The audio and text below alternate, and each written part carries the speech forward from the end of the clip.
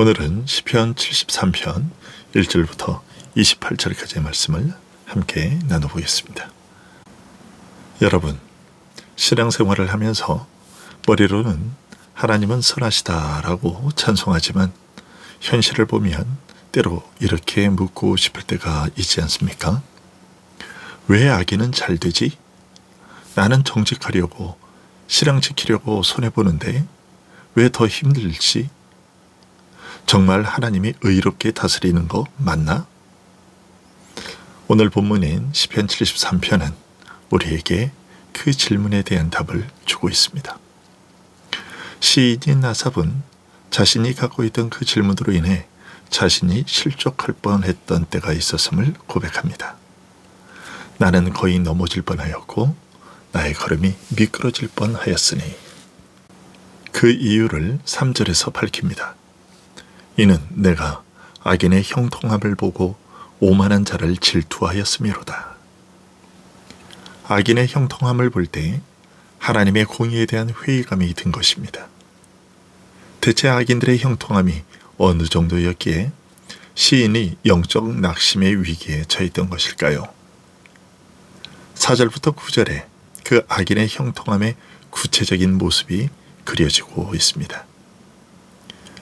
그들은 죽을 때에도 고통이 없고 그 힘이 강건하며 사람들이 당하는 고난이 그들에게는 없고 사람들이 당하는 재앙도 그들에게는 없나니 그러므로 교만이 그들의 목걸이요 강포가 그들의 옷이며 살찜으로 그들의 눈이 솟아나며 그들의 소득은 마음의 소원보다 많으며 그들은 능욕하며 악하게 말하며 높은 데서 거만하게 말하며 그들의 입은 하늘에 두고 그들의 혀는 땅에 두루 다니도다. 그러므로 그의 백성이 이리로 돌아와서 잔에 가득한 물을 다 마시며 말하기를 하나님이 어찌할랴 지존자에게 지식이 있으리야 하는도다. 건강하고 남들 겪는 어려움이 없고 대놓고 교만하고 폭력적이며 너무나 잘 먹고 잘 살며 말도 막하며 심지어 하나님을 조롱하기까지 합니다. 그런데 재물은 더 불안합니다. 12절입니다. 볼지어다 이들은 악인들이라도 항상 편안하고 재물은 더욱 불안하도다. 오늘 우리도 이런 사람들을 봅니다. 거짓으로 돈 벌어도 더 잘 되는 사람들, 권력과 인맥으로 불의를 저지르는데도 처벌을 피하는 사람들, 하나님을 조롱하고 교회를 비웃는데도 삶이 당장 망가지는 것 같지 않은 사람들을 봅니다. 시인은 그들을 보며 질투했다고 말합니다. 단지 나쁘다고 비판한 정도가 아니라 부럽다고 느끼기까지 했던 것입니다. 그 결과 그의 마음에 이런 생각이 들어왔습니다. 13절입니다. 내가 내 마음을 깨끗하게 하며 내 손을 씻어 무죄하게 한 것이 실로 헛되도다.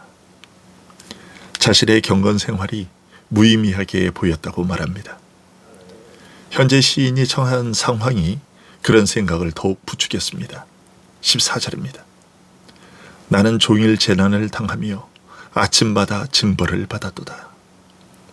악인은 대놓고 죄를 짓고 있는데 형통하고 반면에 나는 하나님 앞에서 양심껏 살려고 하는데 더 힘들고 더 손해보고 더 고난받기 때문이었습니다.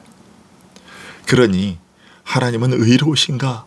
하나님은 선하신가? 라는 의문이 생기지 않을 수 없었고 신앙도 흔들리게 되었다는 것입니다. 혹시 우리도 이런 마음으로 하나님 앞에 서 있지는 않습니까? 11조를 비롯한 온갖 헌금도 잘 드리고 헌신도 하는데 왜 더 힘들지? 신앙 안 지키고 편안하게 사는 사람은 별일 없이 잘 지내는 것 같은데. 이런 의문은 자칫 우리를 악인들과 같이 행하게 할 수 있습니다. 하지만 시인은 악인들의 행위를 따르지 않았습니다. 15절입니다.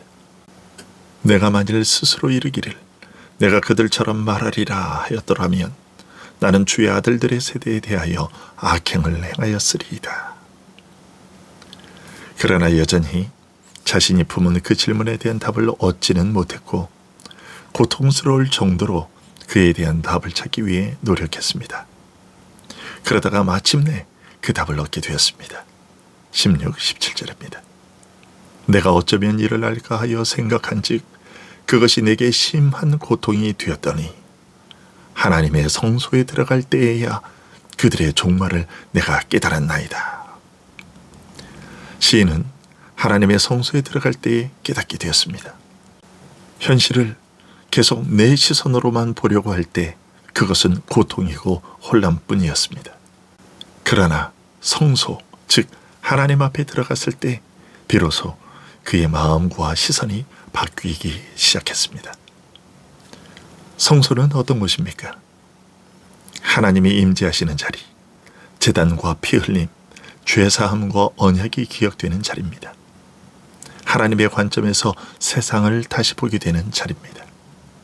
오늘날로 말하면 그리스도 안에서 말씀과 복음 앞에서 예배 가운데 서는 자리입니다. 우리의 마음이 시험받을 때 해답은 세상을 더 많이 분석하는 것이 아니라 성소로 들어가는 것, 하나님 앞에 나아가는 것입니다. 대체 아삽은 어떻게 그 질문에 대한 깨달음을 얻게 되었을까요? 18절부터 20절에 있습니다. 주께서 참으로 그들을 미끄러운 곳에 두시며 파멸에 던지시니 그들이 어찌하여 그리 갑자기 황폐되었는가. 놀랄 정도로 그들은 전멸하였나이다. 주여, 사람이 깬 후에는 꿈을 무시함같이 주께서 계신 후에는 그들의 형상을 멸시하리이다. 성소에서 시인은 현재의 번영이 아니라 그들의 종말을 보게 된 것입니다. 악인들의 삶이 지금은 단단한 땅 위에 서 있는 것 같지만 실상은 미끄러운 곳입니다. 한순간에 미끄러질 수 있는 자리입니다. 악인의 형통은 하나님이 함께 하시는 평안이 아니라 언제든지 사라질 수 있는 꿈 같은 번영입니다. 시인은 성소에서 그것을 깨달은 것입니다. 아, 내가 지금까지 부러워했던 것은 사실 영원한 것이 아니었구나. 하나님 없이 누리는 형통은 미끄러운 곳 위에 세운 집과 같구나. 이 깨달음이 올 때 우리는 더 이상 악인을 부러워하는 마음을 버리고 악인들처럼 행하고자 하는 유혹에 마음이 흔들렸던 것을 부끄러워하게 됩니다. 21절, 22절입니다. 내 마음이 산란하며 내 양심이 찔렸나이다. 내가 이같이 우매무지함으로 주 앞에 짐승이오나. 산란하다라는 말은 마음이 쓰리고 찢어질 듯 아팠다는 뜻입니다. 자신이 얼마나 어리석었는지 깨닫고 나니 양심이 찔리고 마음이 쓰라리었다는 것이죠. 그래서 이렇게 고백합니다. 주 앞에 짐승이오나. 짐승은 눈앞의 것만 보고 움직이죠. 내일을 모르고 종말과 영원을 생각하지 않습니다. 하나님 없이, 영원 없이 지금 있는 것만 보고 판단하고 부러워했던 것이 그런 짐승 같았다는 것이죠. 정직한 회개입니다. 그런데 놀라운 것은 이렇게 어리석은 자신을 돌아보며 회개한 후에 이 시에서 가장 아름다운 고백이 터져 나온다는 것입니다. 23절부터 26절입니다. 내가 항상 주와 함께하니 주께서 내 오른손을 붙드셨나이다.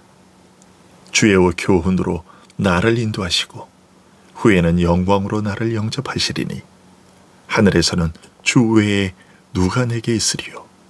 땅에서는 주밖에 내가 사모할 리 없나이다. 내 육체와 마음은 쇠약하나 하나님은 내 마음의 반석이시오 영원한 분기디시라. 여기에는 세 가지 고백이 들어있습니다. 첫째는 내가 항상 주와 함께하니, 즉 현재의 동행입니다. 그러나 자세히 보면 사실은 내가 주를 붙든 것이 아니라 주께서 내 오른손을 붙으셨다고 고백합니다. 시험 가운데서도, 흔들리는 가운데서도 결국 나를 놔버리지 않으신 분은 하나님이신 것이요. 둘째는 후에는 영광으로 나를 영접하시리니, 즉 미래의 소망입니다.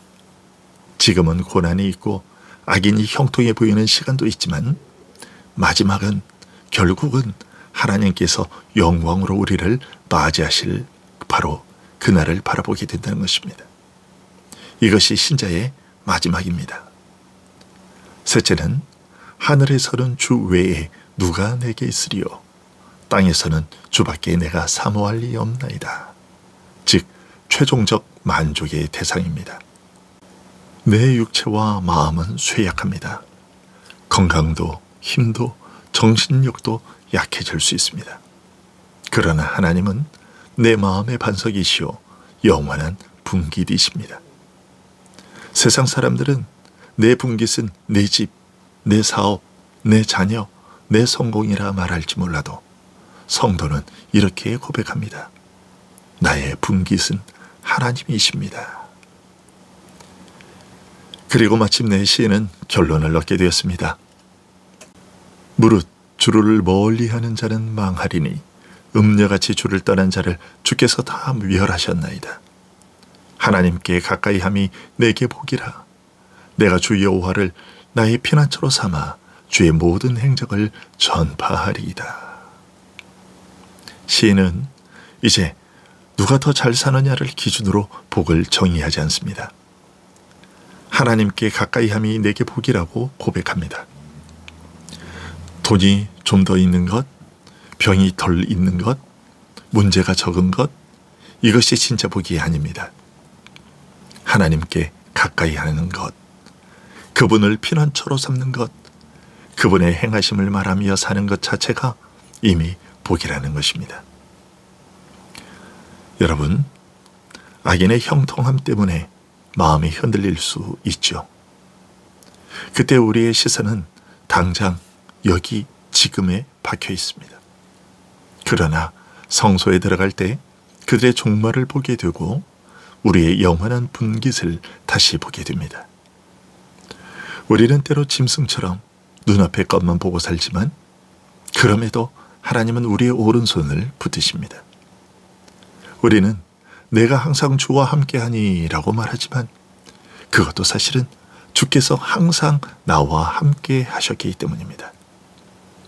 여러분, 진정한 복은 하나님께 가까이 하는 것입니다. 환경의 좋고 나쁨, 몸의 강함과 약함이 복의 기준이 아닙니다. 하나님께 가까이 함이 내게 복이라. 이 고백이 오늘 하루 우리의 기준이 되기를 소원합니다. 기도하겠습니다.